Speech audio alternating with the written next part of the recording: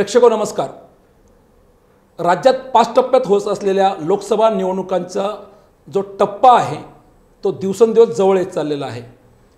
खरं तर राज्यातल्या या निवडणुका आता आपण पाहतोय की या उन्हातही उमेदवारांना ज्या पद्धतीने मतदारांपर्यंत पोहोचावं लागतंय, मतदारही प्रत्येक उमेदवाराचं काय म्हणणं आहे ते समजून घेत आहे, परंतु शेवटी माध्यम हेही तितकंच महत्त्वाचं आहे. आणि आमचा प्रयत्न हाच आहे की उमेदवाराचं नेमकं त्याच्या मतदारसंघाचं काय व्हिजन आहे हे तुमच्यापर्यंत पोहोचवायचं आहे. आज आपल्या या स्टुडिओमध्ये उपस्थित आहेत शिरूर लोकसभा मतदारसंघाचे महायुतीचे उमेदवार माजी खासदार शिवाजीदादा आढळराव पाटील. दादा, आपलं स्वागत आहे आपल्या आजच्या स्टुडिओमध्ये. दादा, 2004 पासून आपण निवडणूक लढताय. 2004ला लढलात, विजयी झालात. 2009ला लढलात, विजयी झालात. 2014ला लढलात, विजयी झालात. तब्बल 15 वर्ष 3 टर्म तुम्ही लोकसभा आणि लोकसभेचं कामकाज अनुभवलेलं आहे. 2019चा जर बॅडपॅच सोडला तर 2024ला पुन्हा एकदा तुम्हाला उमेदवारीची संधी मिळालेली आहे. तुम्ही उमेदवारी अर्ज दाखल केलेला आहे. महायुतीचे उमेदवार म्हणून तुम्ही आहात. काय वाटतोय विजयाचा विश्वास आणि कशा पद्धतीने तुम्हाला मतदारांचा प्रतिसाद मिळतोय? ही माझी 5वी निवडणूक आहे. 5 निवडणुका लढवत असताना उमेदवाराला एक फील येतो, एक चित्र दिसतं. लोकांच्या चेहऱ्याकडं, लोकांच्या हावभावाकडं, लोकांच्या बॉडी लँग्वेजकडं पाहिल्यानंतर त्याला कळतं की प्रतिसाद कसा आहे. त्याचा मला प्रदीर्घ अनुभव असल्यामुळं मी आवर्जून ह्या ठिकाणी सांगू इच्छितो की ही निवडणुकीमध्ये माझा आत्मविश्वास इतका दांडगा आणि प्रचंड आहे, कारण लोकांच्या हावभावाकडं पाहिल्यानंतर, लोकांच्या बॉडी लँग्वेजकडं पाहिल्यानंतर सगळ्यात जास्त रिस्पॉन्स ह्या निवडणुकीमध्ये, सगळ्यात जास्त आत्मविश्वास मला ह्या निवडणुकीमधून दिसतो आहे. कारण जिथं जिथं मी जातो तिथं लोक म्हणत आहेत की दादा, आम्ही चुकलो. 2019ला आमची मोठी चूक झाली. आम्हाला ह्या निवडणुकीमध्ये आपल्याला पुन्हा खासदार करायचं. हे एका गावात नाही, ग्रामीणमधल्या 4ही लोकसभा मतदारसंघामध्ये हा आवाज प्रत्येक गावामध्ये आहे. जिथं जिथं जातो लोक सत्कार करतात आणि प्रस्तावनेच्या भाषणामध्ये हेच असतं की आमचं चुकलं. याचं हे कशाचं होतं काय? कारण गेले 5 वर्ष मी सत्तेवर नसताना कुठल्याही खासदारापेक्षा जास्त कामं मी केलीत. निदान माझ्या शिरूर लोकसभे मतदारसंघातल्या खासदारापेक्षा कैक पटीने. त्यानं ते 1 रुपयाचं काम नाही केलं, त्यामुळं त्यांच्याबद्दल मला काय फारसं बोलायचं नाही. परंतु गेल्या 1.5 वर्षात एकनाथभाई शिंदे, अजितदादा पवार आणि देवेंद्रजी फडणवीस ह्या सरकारच्या माध्यमातून 1.5 वर्षात जवळजवळ 1500 कोटी रुपयाची निधी मला मिळाला एका माजी खासदाराला. त्यामुळं लोकांकडे जाता आलं. ह्या 1.5 वर्षाच्या अगोदरचे 3 वर्ष जेव्हा माझ्याकडे काहीच नव्हतं तेव्हा लोकांकडे मी गेलो. कोणी अडीअडचणीत आला, कोणाचं दुष्काळामध्ये घर गेलं, घराला आग लागली, घर उद्ध्वस्त झालं, अवकाळी पावसामुळं नुकसान झालं. अशा वेळेला लोकांकडं जाऊन आदिवासी भागात, दूरदराज एरियामध्ये जिथं चालायला 2-2 किलोमीटर डोंगर चढून गेलो, अशा ठिकाणी त्या लोकांचं घर आणि संसार उद्ध्वस्त झालेला तो मला उभा करता आला.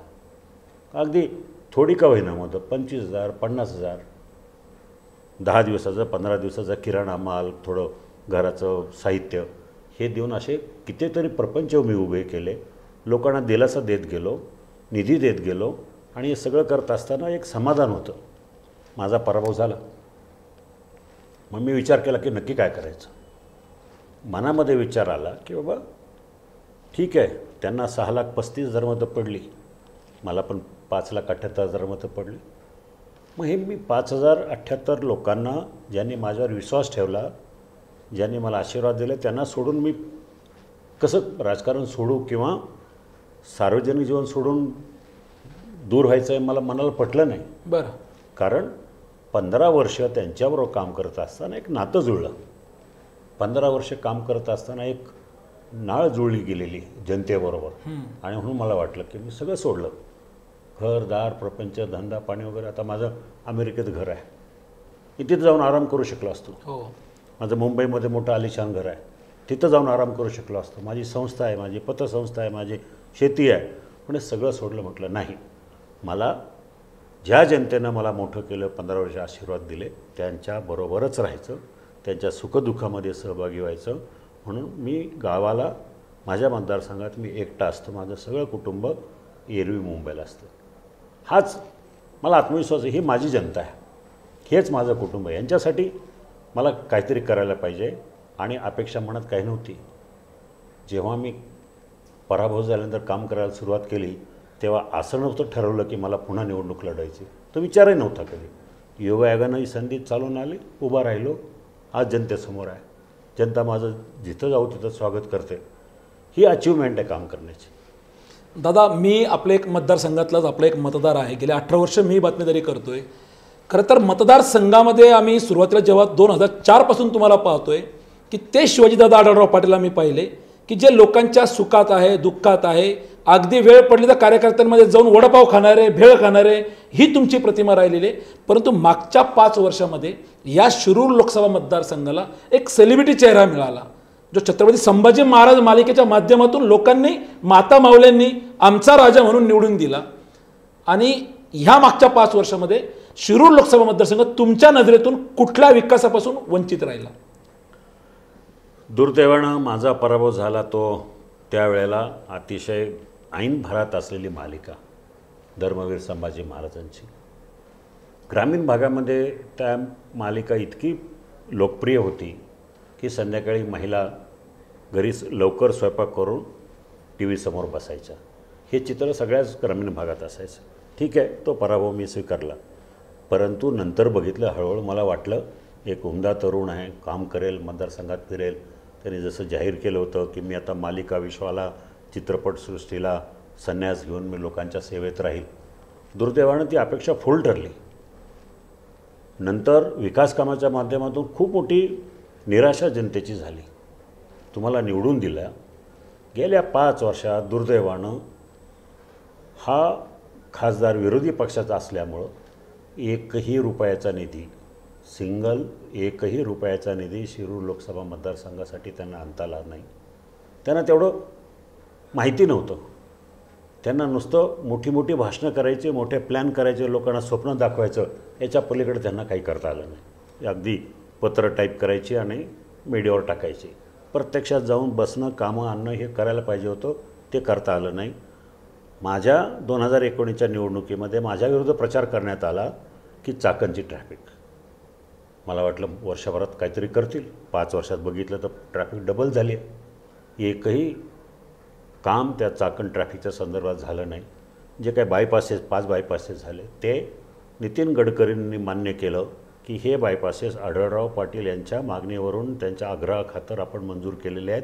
त्याचे टेंडर निघाले, मंजुरी झाली, काम चालू झालं. आता काम पूर्ण व्हायला त्यांचा कालावधी सुरू झाला आणि म्हणून त्यांनी क्रेडिट घ्यायला सुरुवात केली. बरं. पण पुणे नाशिक रेल्वे असतील, बाकी तळेगाव चाकण शिक्रापूर रस्ता असेल, पुणे नगर रस्ता असेल, ह्या खूप मोठ्या ट्रॅफिकच्या समस्या असलेले रस्ते, त्यासाठी एकही रुपया आणता आला नाही. परिणामी हा माझा शिरूर लोकसभा मतदारसंघ 5 वर्ष मागं गेला. खूप मोठं नुकसान या जनतेला भोगावं लागलेलं आहे. आणि असा खासदार जर पुन्हा निवडून गेला तर मतदारसंघाचं परमेश्वरालाच माहिती काय होईल ते. म्हणून लोकांनी ठरवलं आहे, आमची चूक झाली, मतदारसंघाचं वाटोळं झालं आहे, पण ह्या वेळेला ती संधी मतदारसंघाचं नुकसान करून घ्यायचं नाही. अजून 5 वर्ष मतदारसंघ मागं न्यायचा नसेल तर ह्या वेळेला महायुतीच्याच उमेदवाराला आणि पर्यायानं नरेंद्र मोदीजींच्या विचाराच्या पाठीमागं उभा राहणाराच खासदार निवडून द्यायचा, हे पक्का निर्णय जनतेने घेतलेला आहे. दादा, तुम्ही नरेंद्र मोदींचा उल्लेख केला म्हणून आपण पाहतोय की मागच्या 10 वर्षामध्ये ह्या देशामध्ये ज्या देशाला नेतृत्व मिळालं आहे, ज्या पद्धतीने नरेंद्र मोदी काम करतायत, त्याच 5 वर्षाचा एक कामाचा भाग अमोल कोल्हेंचा होता. ते सत्तेत होते, विरोधी बाकावरती होते. तुम्ही सांगताय की त्यांनी निधी आणला नाही, ते विरोधी बाकावरती होते. दुसरीकडे तुम्ही महायुतीमध्ये असताना तुमच्या मुख्यमंत्र्यांकडनं ह्या शिरूर लोकसभा मतदारसंघासाठी जवळपास 1,500 कोटींचा निधी आणला असं तुम्ही सांगताय. पुन्हा एकदा जर का अमोल कोल्हे जे आज तुमच्या विरोधात लढत आहेत आणि ते आजही महाविकास आघाडीमध्ये आहेत, उद्या जर निवडून आले तर सत्तेत जर ते येतील का नाही येतील सगळ्या गोष्टीचा भाग आहे. कसं पाहता तुम्ही, कुठला उमेदवार निवडून आला पाहिजे जो शिरूर लोकसभा मतदारसंघाचा आडलेला विकास करू शकेल? असंख्य प्रकल्प तुम्ही आखलेले होते. खरं म्हणजे तुम्ही जे म्हणतात की अमोल कोल्हे पुन्हा जर निवडून आले तर, हे जर तरचा विषयच नाही. त्यांना निवडून येणं हे शक्यच नाही, कारण जनतेनं ठरवलेलं आहे. विषय राहिला की मला येणाऱ्या 5 वर्षात काय करायचं. पुढील 5 वर्षामध्ये माझे ड्रीम प्रोजेक्ट जे आहे, गेले 2005 सालापासून मी ज्या प्रकल्पाला सुरुवात केली आहे, तो प्रकल्प म्हणजे पुणे, नगर, नाशिक या तिन्ही जिल्ह्यातल्या शेतकऱ्यांचं, सर्वसामान्यांचं जीवनमान बदलून टाकणारं हा जो प्रकल्प आहे तो पुणे नाशिक रेल्वेचा जो प्रकल्प आहे. माझ्या इतका त्यासाठी कोणीही पाठपुरावा केलेला नाही. 13 वर्ष सतत लोकसभेमध्ये माझी कमीत कमी 10 भाषणं झाली असतील. लोकसभेमध्ये आहे, लोकसभेच्या बाहेर रेल्वे मंत्रालय वगैरे वगैरे सगळं करून हा प्रकल्प 13 वर्षानंतर DPRच्या स्टेजमध्ये आणून ठेवला. DPR तयार झाला, मंजुरीच्या मार्गावर आला, दुर्दैवानं पराभव झाला. पराभव झाल्यानंतर आजपर्यंत त्या प्रकल्पाची एकही इंच फाईल ह्या जागेवरून त्या जागेवर हल्लेली नाही. बरं. फक्त मीडियामध्ये हल्ली, यांच्या भाषणामध्ये हल्ली की मी हे केलं, मी ते केलं, हे केलं, ते केलं. ज्या ज्या स्टेप्स मी केल्यात, मी लोकांसमोर मांडल्या, त्या पाहता यांनी एकही काय केलं. हा प्रकल्प मला पूर्ण करायचा. याच्यासाठी मला आजची किंमत ह्या प्रकल्पाची 24,000 कोटी रुपये आहे. 24,000 कोटी रुपयाचा प्रकल्प जर तुम्हाला करायचं झालं तर पुढच्या वर्षी किमान 4-5 हजार कोटी रुपये, 5-6 हजार कोटी रुपये तरी पाहिजे. ते करायला तू सरकारमधला हक्काचा खासदार असेल तर मला ते पूर्ण करावं लागेल. हायवेचे प्रकल्प आहे. जुन्नर तालुका माझा पर्यटन तालुका आहे. त्या तालुक्यातला केंद्राचा पैसा, राज्याचा पैसा हे सगळं आणून काय नाही जुन्नरमध्ये. लोकांना लोणावळा, माथेरान, महाबळेश्वर त्याच्यापेक्षा चांगलं सृष्टी सौंदर्य माझ्या जुन्नर तालुक्यामध्ये. सर्वाधिक जास्त धरणं माझ्या जुन्नर तालुक्यामध्ये. अगदी खिरेश्वरपासून भीमाशंकर हे नवीन सर्किट तयार केलं तर मोठ्या प्रमाणात पर्यटनाला आणि परदेशी पर्यटकाला खूप मोठ्या प्रमाणात ती पर्वणी असेल आणि स्थानिकांना त्यामागून रोजगार मिळेल. ह्या अँगलनं कोणी बघितलेलं नाही आहे. मला ते बघायचं ह्या 5 वर्षात. माझ्या दृष्टीनं दुसरं माझ्या मतदारसंघातलं उद्दिष्ट म्हणजे सर्वाधिक जास्त इंडस्ट्री, चाकण असेल, रांजणगाव असेल, सणसवाडी असेल, ही माझ्या मतदारसंघात आहे. शिरूर लोकसभा मतदारसंघात आहे. भोसरीचा एक आहे भाग. भोसरीचं सुद्धा आहे. आता होतं काय, मोठ्या मोठ्या कंपन्या आहेत, मल्टीनॅशनल कंपन्या आहेत. त्या ठिकाणी माझा रोजगार तरुण, सुशिक्षित तरुण कामाला लागतो. अगदी इंजिनियरसुद्धा डिप्लोमा होल्डर्स असतात. मोठ्या कंपन्या त्यांना कुठल्या तरी स्कीमच्या अंडर घेतात. अर्न अँड लर्नच्या स्कीमच्या माध्यमातून 14,000 15,000 रुपयाचा पगार देतो. इंजिनियर झालेल्या मुलाला 14,000 रुपये पगार कसं त्याचे व्हायचं. आज सरकारी नोकरीमध्ये काय पगार आहे, मोठ्या कंपन्यांमध्ये परमनंट कामगाराला काय पगार आहे. इथं मोठ्या कंपन्यांमध्ये घेतात ते फक्त लेबर कॉन्ट्रॅक्ट बेसिसवर. 1 पिरियड, 2 पिरियड, 4 पिरियड झाले की त्याला घरी बसवतात. मला सांगा मग 4 वर्षानंतर, 5 वर्षानंतर त्या तरुणांनी जायचं कुठं. म्हणून मला कायद्यात बदल करायचा. इंडस्ट्रीला प्रोटेक्शन पाहिजे, पण कामगाराला आणि बेरोजगार तरुणांनासुद्धा प्रोटेक्शन हवं आहे ना. भूमिपुत्रांना प्रोटेक्शन हवं आहे.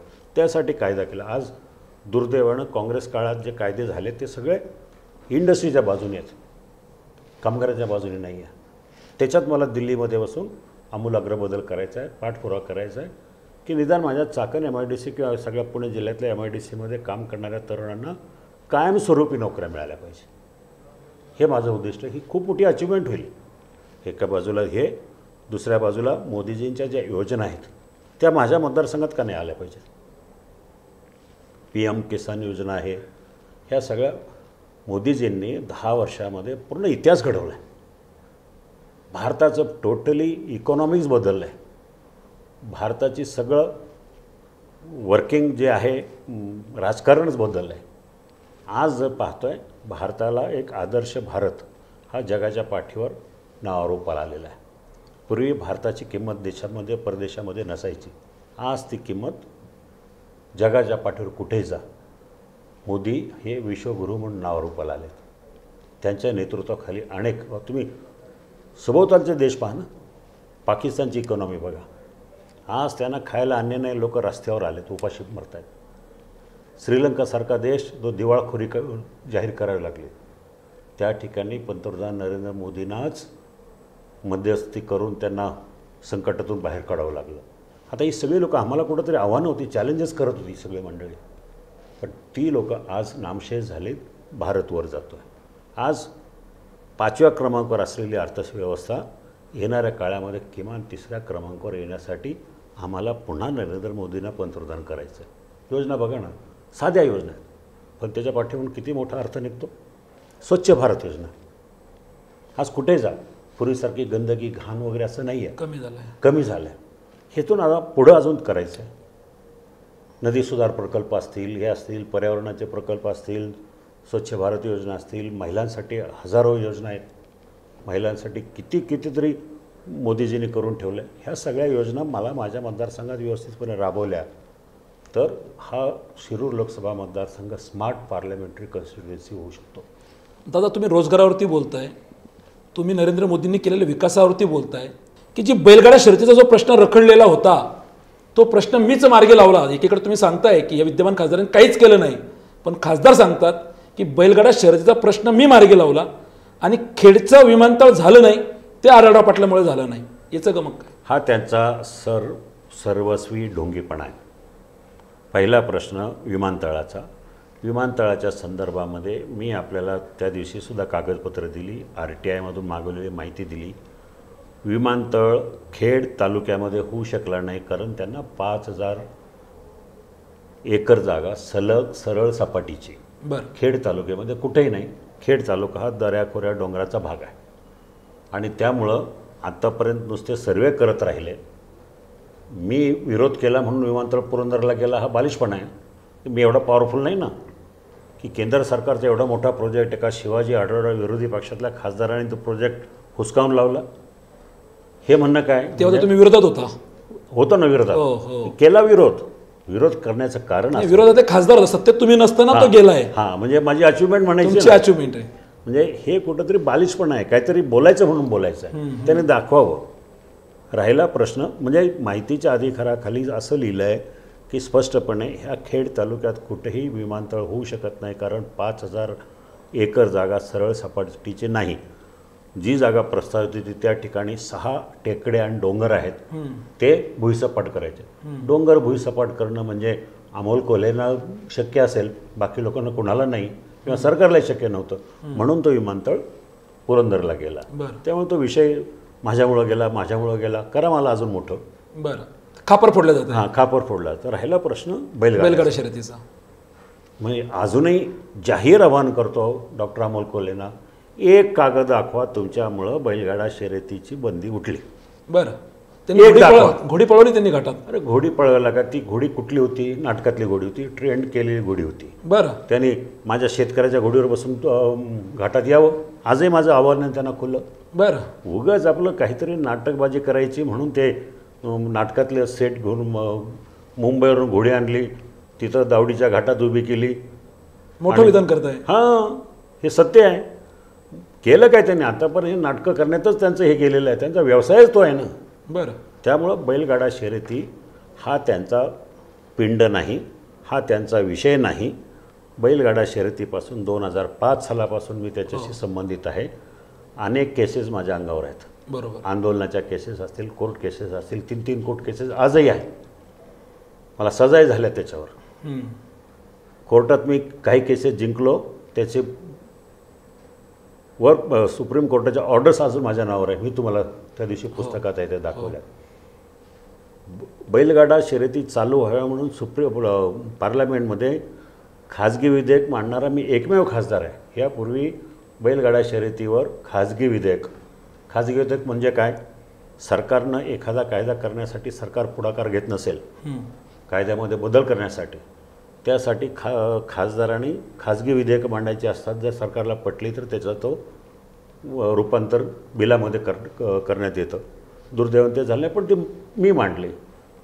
बैलगाडा शर्यतीवर त्यांनी एखाद दुसरं भाषण लोकसभेत केलं 1-1 मिनिटाचं, एक भाषण तर 55 सेकंदाचं. त्याच्यावर बैलगाडा शर्यती चालू होते का? नाही होणार. सुप्रीम कोर्ट बैलगाडा शर्यती चालू केल्या सुप्रीम कोर्टाने. मी पण श्रेय घेत नाही ना. शेवटी ज्यावेळेला बंदी उठली मी नाही श्रेय घेत. आणि असंख्य बैलगाडा मालकही त्या असंख्य आहे ना. मला रोज महेश दादा लांडगे तुमचे सहकारी सगळेच ना. आणि सर्वात महत्त्वाचं म्हणजे राज्य सरकारनं वकिलाची फौज नेमली होती सुप्रीम कोर्टामध्ये, आणि त्यांना असा युक्तिवाद केला की बैलगाडा शर्यतीसाठी जे जे काही अडचणी होत्या, अडथळे होते, ते कागदपत्र सादर केले आणि मग बैलगाड्या शर्यती चालू झाल्या. त्यामुळं हे असं म्हणणं म्हणजे उगाच मीपणाचा कळस आहे त्यांचा. जे काही संबंध नाही. कसं एखाद्या फिल्ममध्ये किंवा नाटकामध्ये एखादा सीन तुम्हाला सादर करावा लागतो, तो अस्तित्वात नसतो, की ज्याचा काही सत्याशी संबंध नसतो. तसं हे बैलगाड्या शर्यतीचं ह्यांचा काही संबंध नाही, पण मी कसं त्याच्यामध्ये आहे हे लोकांना दाखवण्यासाठी हे सगळं चित्र रंगवतात. त्यातलं हे चित्र रंगवण्याचं काम हे करतात. तुम्ही तरी सांगता की श्रेय फक्त माझं एकट्याचं नाही, त्यात असंख्य वेगवेगळ्या बैलगाड्या संघटना असतील, मंदार महेश लांडगे असतील, आणि सगळ्यांचं श्रेय आहे. महेश लांडगे आहे, मी आहे, दिलीप मोहिते आहे, आणि देवेंद्रजी फडणवीस यांचं सुद्धा मोठं सगळ्यांचं श्रेय आहे. दादा, तुम्हीच एकीकडे सांगताय की या खासदारांनी काहीच केलं नाही, परंतु आम्ही माध्यमांनी पाहिलंय की ज्या पद्धतीने कांदा निर्यातीचा प्रश्न असेल, शेतकऱ्यांच्या हमीभावाचा प्रश्न असेल, असंख्य प्रश्न होते, त्यावेळेला खासदार अमोल कोल्हेंनी अक्षरशः गळ्यात कांद्याची माळ घातली, आक्रोश मोर्चा काढला, आणि तुम्ही एकीकडे म्हणताय की त्यांनी काहीच केलं नाही. मला सांगायचं, पुन्हा हा नाटककार आहे, अभिनयकार आहे. बरं, त्याला कळालं की आता आपल्याला उभं राहायचं आहे. शेवटच्या 3 महिन्यामध्ये त्यानं कांदा सुचला. बरं, आता 3 महिन्याचा नुसता कांदा कांदा कांदा विषय सांगायला काय आहे? मी 5 वर्षात काय केलं आहे, काय सांगणार? काहीच नाही आहे. किंवा मी इथं हा निधी टाकला, तिथं तो निधी टाकला, मी ह्या गावाला गाव भेट दौऱ्याला गेलो, तिथं खासदार आपल्या दारी दौऱ्याला गेलो, काही नाही ना. किंवा जनता दरबार घेतला, काही नाही. मग आता सांगायचं काय? कुठल्या तोंडानं लोकांकडं जायचं? मग शेतकऱ्यांच्या भावनेनं हात घालायचा, कांद्याचा भाव माळ घालायची. ही सगळी प्रक्रिया फक्त त्यांची गेल्या 3 ते 4 महिन्यातली आहे. निवडणुकीच्या तोंडावरती 4 महिन्यापूर्वी त्यांनी कधी कांद्याचं आंदोलन केलं? त्यांनी कधी कांद्याबद्दल आवाज उठवला? त्यांचे जे जे प्रश्न आहेत त्याच्यामध्ये 26 भाषणं आहेत लोकसभेमध्ये. एकदाच कांद्याचा प्रश्न घेतला, मी 2 वेळा घेतला. हे नुसतं बोलाचीच कडी, बोलाचाच भात अशा प्रकारचं दाखवणं. आणि आज मला सांगा, नुसते प्रश्न उपस्थित करणं म्हणजे बाजू घेणं होतं का? कांद्याला भाव नाही, ही महागाई, पेट्रोलची महागाई, डिझेलची महागाई. अरे हे विषय तर कायमच महागाईचे असतात. ही महागाई आजची नाही, कायमच आहे, निरंतर प्रक्रिया आहे महागाईची. मग तुम्ही त्याच्यावर कुठेतरी शेतकऱ्यांना साथ घालायची, भावनिक साथ घालायची, हे धंदे फक्त नाटकामध्ये, सिनेमामध्ये होतात. प्रत्यक्षामध्ये लोकांना माहिती आहे. आज मोदी सरकारनं 1 लाख टन कांद्याच्या निर्यात बंदी उठवली. कारण आम्ही गुजरातचा कांदा जाणार तो वेगळा, त्याच्या व्यतिरिक्त नवीन 1 लाख टन तो मांडलाच जात नाही, लोक शेतकऱ्यापर्यंत पोहोचल्याच जात नाही. आज सकाळची झालेली गोष्ट आहे. आज सकाळची झालेली घोषणा आहे.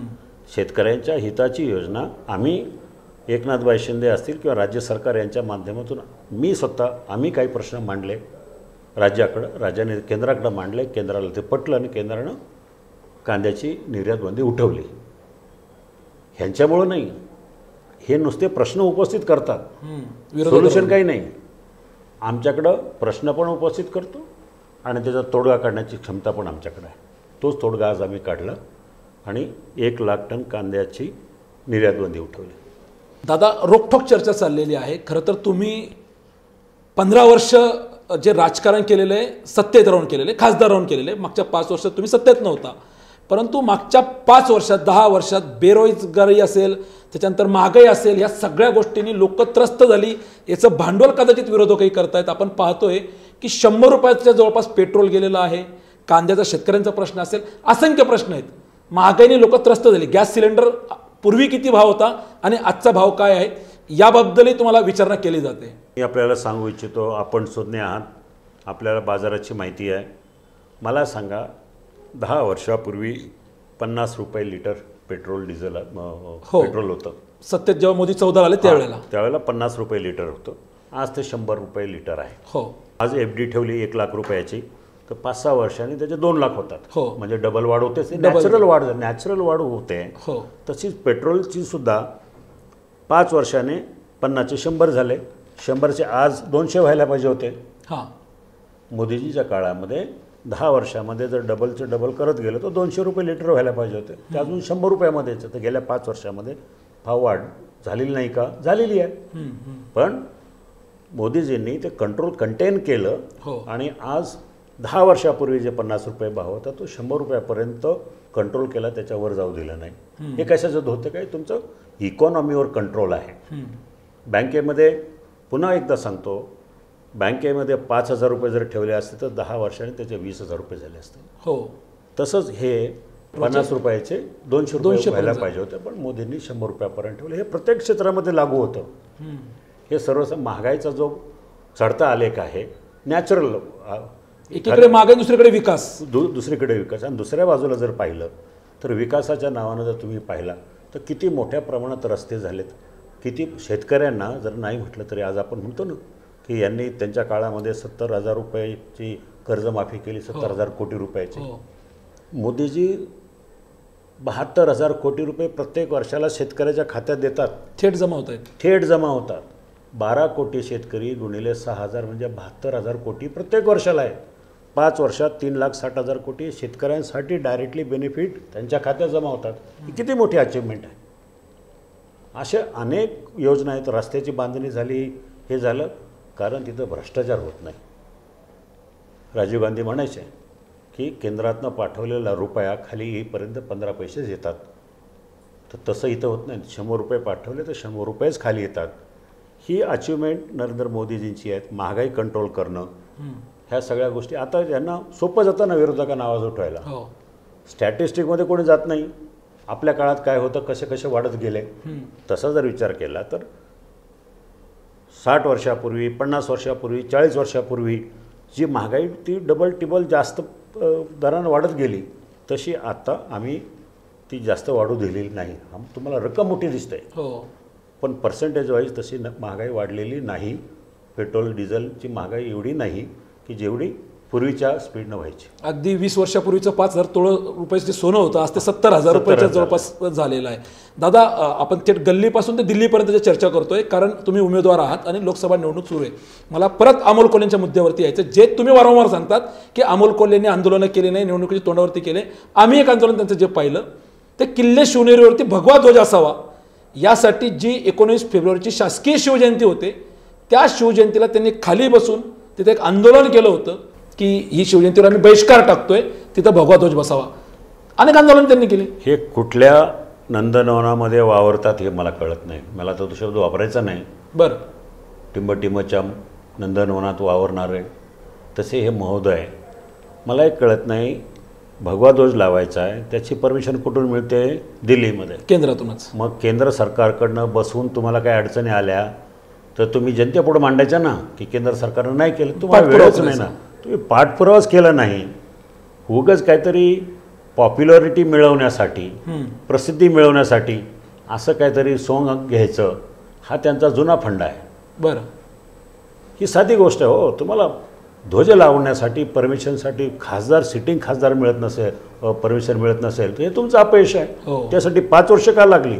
आणि आंदोलन करणं हा, त्यासाठी आंदोलन करणं ते शिवजयंतीच्या दिवशी ते सुद्धा लोकांचं लक्ष आपल्याकडे आकर्षित व्हावं ह्यासाठी का हा माणूस शिवरायांसाठी काहीतरी करतो, शिवरायांसाठी काय करतो, हे तसं काही नाही. हे फक्त पब्लिसिटी स्टंट होता.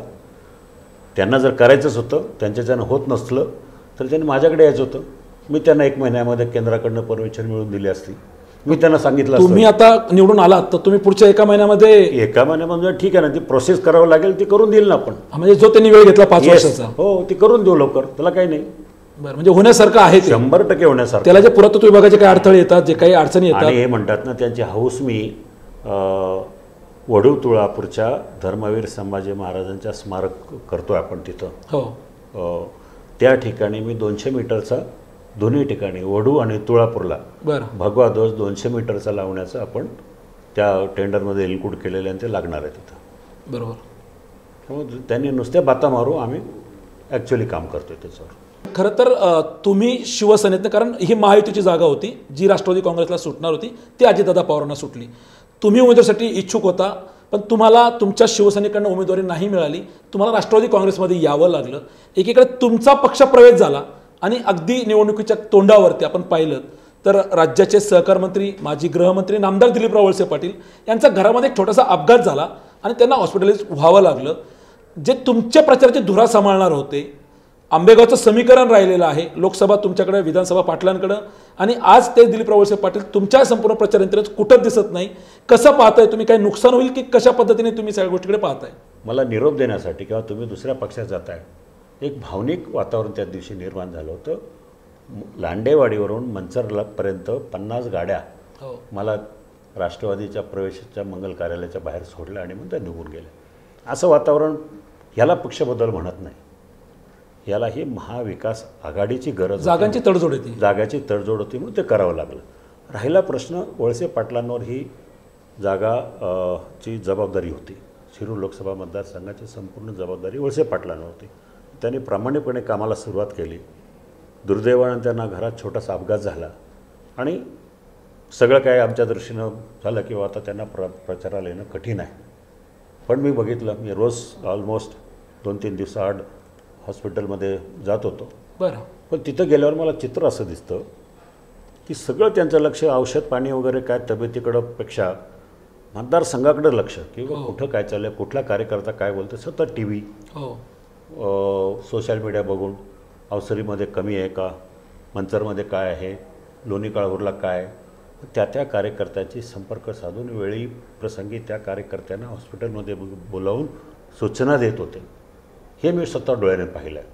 त्यांची इतकी तळमळ मला बघितली मी की सगळ्या कार्यकर्त्यांना एक मनामध्ये एक भावना निर्माण झाली की आता जरी आपले साहेब नसले, वळसे पाटील जरी नसले तरी त्यांची उणीव भरून काढायची, म्हणून कार्यकर्ते अजून जोमाला लागलेत. कदाचित शेवटच्या टप्प्यामध्ये ते मंचरला येऊन लोकांशी डायरेक्ट संपर्क साधतील, परंतु त्यांचं मोठं योगदान ह्या निवडणुकीमध्ये आहे, एवढं खरं. काल मी त्यांची तब्येतीची विचारपूस करायला गेलो होतो तेव्हा त्यांनी थेट सांगितलं की आढळराव पाटील 100% विजयी होतील. आज अनेक तुम्ही माध्यमांना ती सुरू असलेली बातमी पाहिली असेल. जेव्हा भेटायला गेलो तेव्हा त्यांची एकच तुम्ही म्हणजे औषध उपचार बाजूला आणि शिरूर लोकसभा मतदारसंघ की आढळराव पाटलांचा विजय कसा सोपा होईल.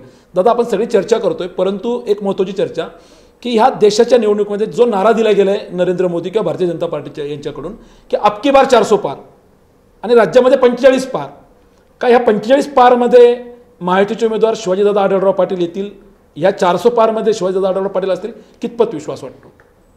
मी 100% सांगतो, माझी मायबाप जनता पण सांगेल की अबकी बार 400 पारमध्ये शिवाजी आढळराव आहे. मिशन 48 अंतर्गत महाराष्ट्रातून 45 जागा निवडून द्यायच्यात, त्यात पहिल्या नंबरचा खासदार मी असेल याचा मला पूर्ण आत्मविश्वास आहे. मी पुन्हा एकदा दिल्लीला जाईल, नरेंद्र मोदींच्या साथीनं माझ्या शिरूर लोकसभा मतदारसंघाचा विकास करण्यासाठी सज्ज राहील, हे मी तुम्हाला आत्मविश्वासानं सांगू इच्छितो. दादा, शेवटचा प्रश्न घेतो, कारण आपले पालकमंत्री पुणे जिल्ह्याचे राहिलेत अजितदादा पवार, ज्यांच्या पक्षात तुम्ही आहात, ते राष्ट्रीय अध्यक्ष आहेत. अजितदादांनी निवडणूक सुरू व्हायच्या आधी सांगितलं होतं की अमोल कोल्हे कसा निवडून येतो ते मी पाहतो. काय अजितदादांच्या हाताला शिवाजीदादा आढळराव पाटील यांचा हातात हात मिळून हा पराभव अमोल कोल्हेंचं करणं मतदारांच्या जोरावरती कितपत तुम्हाला तो विश्वास वाटतोय, आणि जाता आता मतदारांना काय अपील करा की कुठल्या मुद्द्यावरती मतदारांनी तुम्हाला स्वीकारावं? कारण आपला जो मतदारसंघ आहे हा ग्रामीण आणि शहरी भाग जोडला गेलेला मतदारसंघ आहे, काय सांगाल? राहिला प्रश्न मतदारसंघाच्या विजयाच्या गणिताच्या संदर्भामध्ये, ग्रामीण भागामध्ये असा आपला शहरी भाग आणि ग्रामीण भाग असं जोडलं जातो. शहरी आणि ग्रामीण, पण ग्रामीण भागाबद्दल बोलायचं झालं तर बरीचशी मंडळी आमची आदिवासी भागातली आहेत. जुन्नर, आंबेगाव, खेडमध्ये आदिवासींची संख्या चांगल्या प्रमाणात आहे. त्या ठिकाणी सुद्धा हिरड्याचा प्रश्न असेल, राज्य सरकारचे तो प्रकल्प होणं खूप गरजेचं आहे, होईलच, परंतु हिरड्याचं अनुदान 2004 सालापासून 2020 सालापासून जे अडलं होतं, गेल्या 15 दिवसामध्ये, फक्त 15 दिवसामध्ये मी, वळसे पाटील, आम्ही दोघांनी लक्ष घालून ते अनुदान आदिवासी जनतेला मिळवून दिलेलं आहे. बरोबर.